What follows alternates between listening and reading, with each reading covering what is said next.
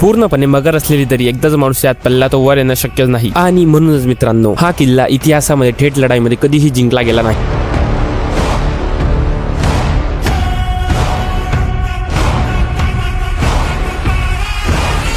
नमस्कार मंडळी, मी महेश पाटील आणि आज आपण आलेलो आहे भारतातील सर्वात अभेद्य असलेल्या किल्ल्यावर। हा आहे आपल्या छत्रपती संभाजीनगर मध्ये असलेला किल्ले देवगिरी, भारतातील सर्वात अभेद्य किल्ला। 12व्या शतकात यादव राजा भिल्लमदेव यांनी बांधलेला हा किल्ला यादव साम्राज्याची राजधानी होती। चारही बाजूंनी पाणी आत जायला अरुंद वाटा, एका मागून एक बंद दरवाजा। शत्रू आत आला तरी तो योग्य दिशेने चाललाय याची खात्रीच नसायची। गुप्त मार्ग, सुरंग, भुलभुलैयासारखी रचना आणि संपूर्ण अंधारी मार्ग। त्या काळात इथे एकही दिवा नव्हता। अंधारात अचानक हल्ले, गरम पाणी ओतण्याची सोय आणि शत्रूला गोंधळात टाकणारी रचना। इतकंच नाही तर खंदकात मगर आणि साप जाणून बुजून ठेवले जायचे, जेणेकरून एकही शत्रू भिंत ओलांडू शकणार नाही। इतका मजबूत किल्ला असूनही देवगिरी पडला तलवारीमुळे नाही तर फितुरीमुळे। आजही इथे उभं राहिला तर एक गोष्ट नक्कीच करते, हा किल्ला का अभेद्य होता। मित्रांनो, गड किल्ले म्हणजेच फक्त इतिहास नाही, तो आपला स्वाभिमान आहे। तुम्ही देवगिरी किल्ला पाहिला आहे का? खाली कमेंट मध्ये नक्की सांगा। जय शिवराय।